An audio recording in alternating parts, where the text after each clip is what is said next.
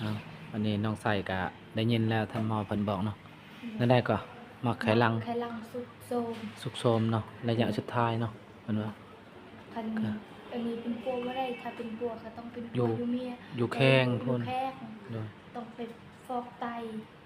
บ่แม่นฟอกไตแล้วก็ฟอกมะไขลังออกมาไขลังนี่แหละเพิ่นว่าครับเอาเปิดคลิปเปิดภาพมาดีน้องเอ้ยไปอยู่ห้องหมอเนาะพี่น้องสบายดีเด้อสบายดีและสวัสดีพ่อแม่พี่น้อง14เมื่อสุขสุขคนบ่ว่าอยู่ในและก็ต่างประเทศยินดีต้อนรับเข้าสู่ช่องบ่าวบุญคงคือเก่านะวันนี้เฮาก็พาแม่ไปโรงพยาบาลเพราะว่ารับเจ็บป่วยนี่แหละพี่น้องโดนแล้วเราบ่ได้ดีดอกอาการก็หนักมื้อนี้ก็คืนนี้ก็ไอตลอดพี่น้องมันเจอไอบ่ได้กินข้าวเลยจอยนี่ก็ต้องนี่เฮาก็ยืมรถพี่น้องคือเก่าเนาะรถลาดยืมรถลาวพาแม่ไปห้องหมอคือเก่านะพี่น้องไปกันเลยเนาะพี่น้องไปกันเลยพี่น้องสิเข้าคลินิกนี่แหละพี่น้องเพราะว่าอยู่ห้องหมอก็เพิ่นบ่ได้กวดเพิ่นบ่ได้เฮ็ดหยังอยู่หมอต้องเข้าคลินิกแต่ว่าบ่คักปานใดเนาะเราสิไปคลินิกนี่แหละพี่น้องเด้อไปกันเลยน้องใส่ก็เมารถแล้วพี่น้องเอ้ยน้องใส่ก็เมารถแล้วเคยขี่รถก็เมาแหละเคยขี่รถทำงานเพราะว่ารถเพิ่นมีแอร์เนาะมีรถนี่คิวท่อก็บ่แห้งจ้ะก็แล้วบ่เคยขี่รถแน่บ่เคยมีรถกับพี่น้องคันมีรถก็คือสิบ่ได้เมาเนาะเอาก็ไปเบิ่งสุดความสามารถเอาย่าเนาะถึงจะได้ครับมันบ่ไปก็ไม่ว่าเป็นทางไป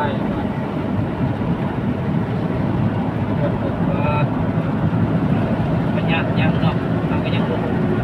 ลืมถือไม้มาเขาบอกบ่ได้ยินนะจะเว้าคันเขาถือไม้เสียได้นี่บ่ได้ยินปานใดไปกันเลยพี่น้องเอ้ยเปิดภาพมาบัดนี้ก็ฮอดอยู่ห้องหมอแล้วเนาะพี่น้องไปเอาสบายดีหมอไปแม่ไปพาแม่ไปห้องนอนดูคลินิกนี่เลยพี่น้องไป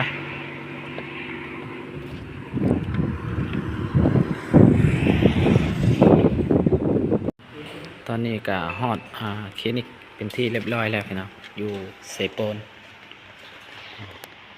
ตอนนี้ก็กำลังท่านหมอพันก็กำลังสิเตรียมใช้ยาเนี่ยโดย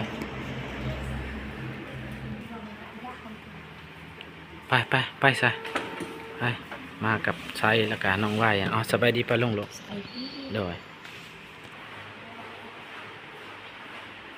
ส่วนการแพทย์ปิ่นปัวไปเซโปน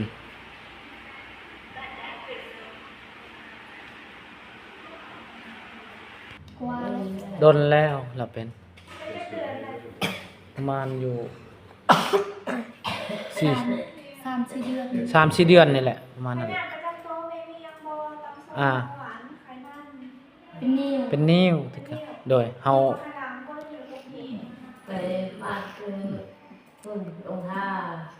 เอาไปยิง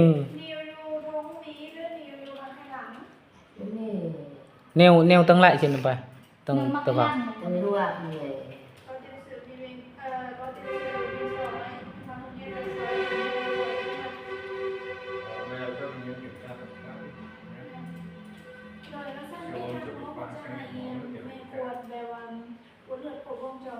โดย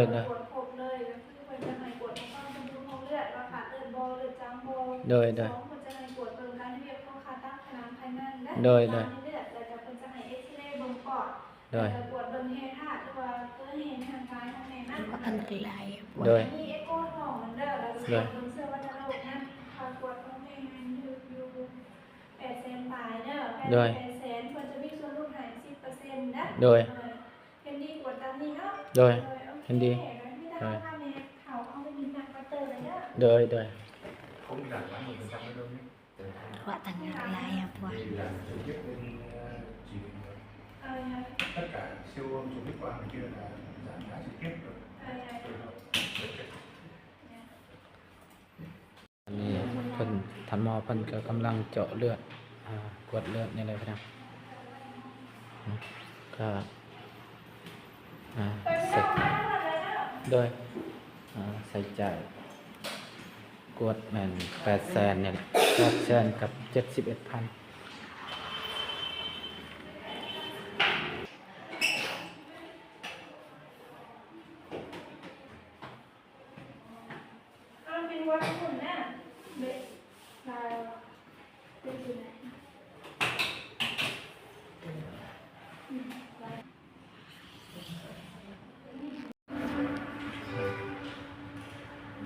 ตอนนี้ก็ยังสิกดอยู่ยังก็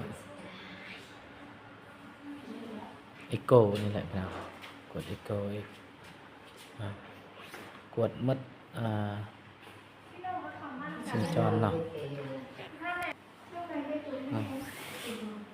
นี่ก็กดพยานยังนะ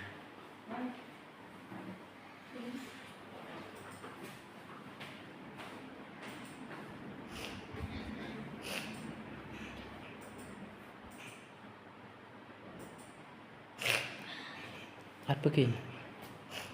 cái này là thật này nó mổ rồi à มาทำร้านเป็นพาคัดหอ มีแต่ cái này mổ rồi ไปยิงนิ้วนี่แหละ พาต้าตีหรอ แม่นไปแบบว่าไลเซอร์เอา ống vẫn ở đây này มีหมูตามสอย biết rồi คือมาหมู mổ lâu chưa พาต้าโดนระบอ ประมาณอยู่3-4 เดือนนี่แล้วเนาะ กลัว ประมาณ5 เดือนนี่แหละ 5 เดือน แม่น không biết cái gì gì nhỉ không phải nó là ống sao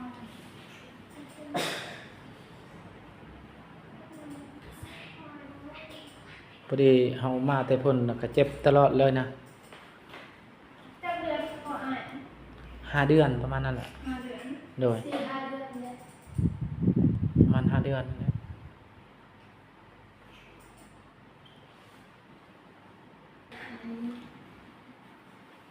หมูหรือนั่งค้างลูก Nhà đang có sẵn bây giờ. không đi kiểm tra lại à để đây kiểm tra lại bao giờ chưa จะไปปวดขึ้นจะคือระบอนี่เนี่ย ไปกวดแล้วเทื่อนึง bác sẽ khen vừa khóa bác sẽ khen vừa khóa ไปทำว่าจะแม่ข้างหลังนี่ไหมเข้าก็ที่กินกล้ามหมดเลย mà bảo sao มันโม้มันวานในไหนแอนหอบไปปวดอันคืนยังหลังมัน มีแต่เพิ่นเป็นไข้แล้วเพิ่นไปปลดท่อซื่อๆนะปลดท่อแล้วก็เฮาก็เมื่อเท่านั้นแหละ เป็นไปปวดท่อ แม่นอยู่พุ่นแหละอยู่กระชั้นนั่นแหละบ่แม่นอยู่กระชั้นอยู่ดงห้า มีดงหน้า แม่น ดีโหดงหน้าดีทีดีเท้าโอ้ย มีแต่ว่าเฮาไปปลดท่อเพิ่น áo gì เท้าอง áo chưa หายเท้าเลย áo đâu con đâu cái này คนมาแย่งมือไหล ย่างท่อบ่ เลย อ๋อสิแม่นแหละตามเบิ่งเพิ่นเจ็บก็ย้อนท่อนี่แหละคิดว่าเขาปลดแล้วเขายอมได้ปลดเนาะ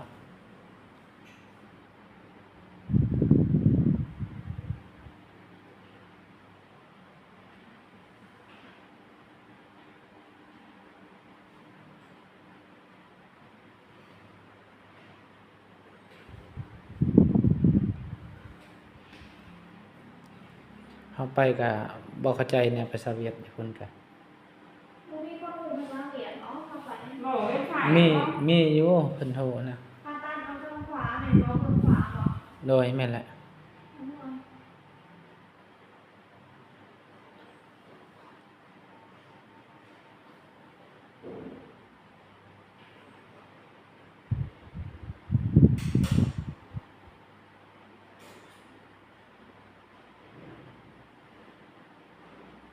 ยังมีอยู่บ่ มีหยัง นิ้วนี่ยังมีอยู่บ่ ก่อนสอนพวกพยาหอยก่อนสอนยังอยู่เด้อ โดย เข้ามาใส่นี่มันแล้วก็แบบ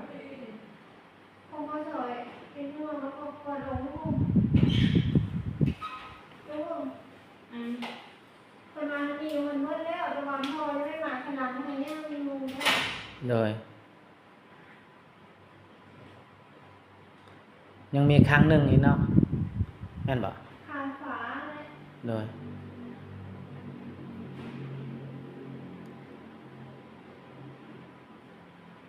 จักสิว่าจังใดนะพี่น้องกันก็บ่มีเจ็บอันนี้เจ็บอ่อนๆนี่แอดตลอด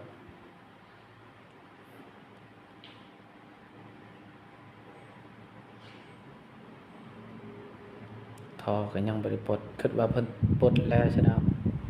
มาตอนนั้น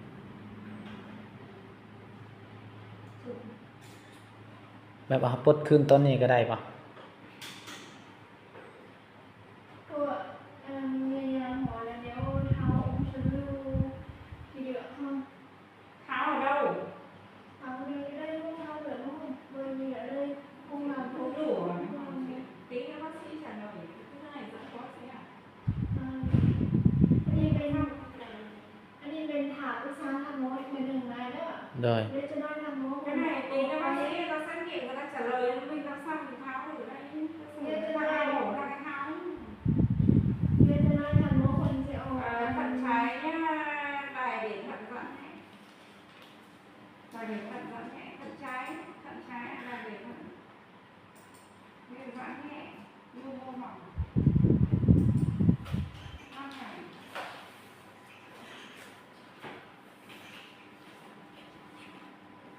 โดย bằng vào con vào xong nó lên โดยเพิ่นสิแบบว่าคันถอดบ่ได้แล้วเพิ่นสิแนะนำให้เนาะ โดยมันจะมีวิธีการแนะนำดอก โดย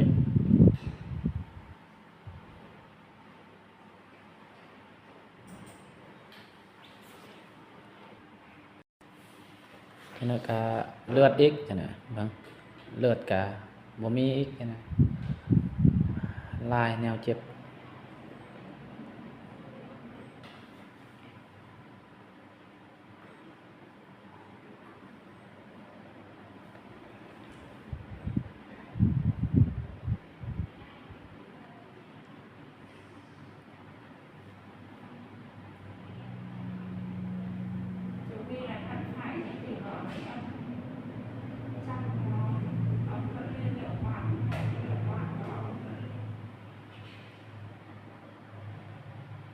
เป็นไฟที่ให้เรา tỉ vỏ được không? Có nghĩa là cái nhu mô của nó ấy, nhu mô phải tỉ vỏ được không? Tỉ vỏ được không? เนี่ย Cái nhu mô ấy, nhu mô đều tỉ vỏ được không?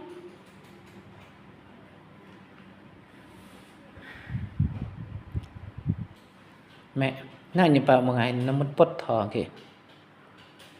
ก็เป็นน้ำปลดทอแต่มันกระดังเลย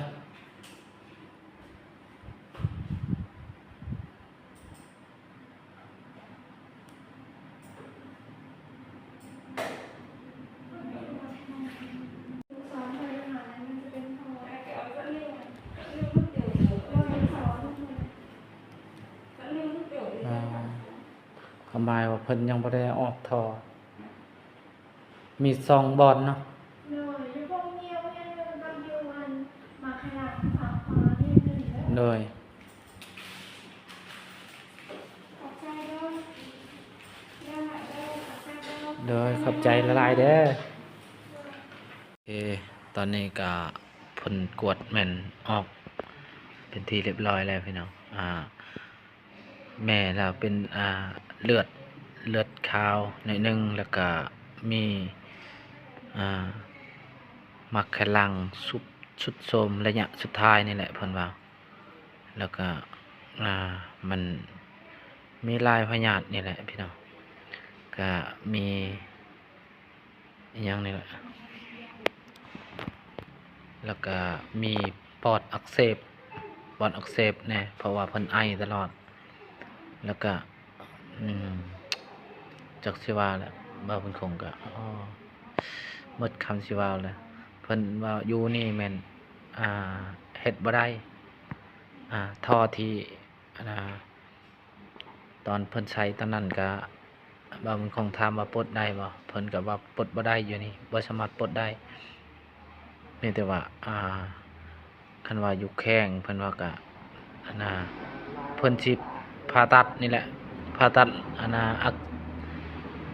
มักแค่ลังนี่แหละผ่าตัดมักแค่ลังแล้วก็เพิ่นสิคือว่าเพิ่นว่าเปลี่ยนมักแค่ลังใหม่แล้วก็มาไปอยู่มีแต่เพิ่นว่าแนะนำว่าลงอยู่แข้งนี่แหละ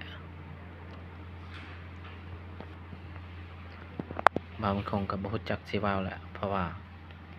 เงินก็บ่มีไปกวดนี่ก็หมด800,000นี่แหละมีแต่ว่ากวดซื่อๆบ่ได้ใช้ยาใช้หยังแล้วพี่น้องเพราะว่าบางคงก็บ่มี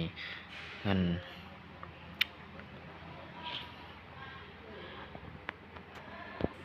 ก็มีแต่ว่าบางคงก็สิเอาเมื่อคืนละเฮ็ดอะไรซะมีแต่ว่าเบิ่งเพิ่นนี่แหละบางคงก็บ่จักสิว่าละเพิ่นก็บ่ได้กินข้าวหมดมื้อมื้อนี้ย้อนแบบนี้แหละบางคงจึงพาไปห้องหมอไปกวดเบิ่งไปห้องหมอเพิ่นแล้วก็มักไขลังโอ้ก็เงินอาจสิใช้หลายอยู่เนาะพี่น้องเฮาก็บ่ได้มีเนี่ยก็มีแต่ว่าสิเมื่อคืนได้พี่น้อง เมื่อกินยาแล้วเบิ่งกันบ่ดีก็เสียจังได๋ ก็มีแต่เบิ่งพันนี่แหละ ค่าใช้จ่ายก็หลายแล้ว นี่ก็หมด ประมาณ10เซา นี่ก็หมดเท่าไหร่ กวดก็800,000ปลาย870,000แล้วก็เพิ่นสิวางยาให้เนาะวางยาให้ก็หมด400,000ปลาย 4,500,000นี่แหละ ก็หมดไปแล้วเด้อประมาณนั้นไปนะครับ เนี่ยแต่ว่าสิกลับนี่แหละเนาะทายาจังเนาะเฮาก็สิกลับแล้วเนาะ เพราะว่ามันมีท่ออยู่นี่ แม่มีท่อ อยู่พุก แต่ว่าเพิ่นเฮาถามแล้วเนาะ เพิ่นว่า บ่ได้ ปลดบ่ได้เนาะ ถ้าไปปลดก็ไปปลดอยู่เวียดพุ่นแหละ แม่ คันมีเงินก็ไปนะ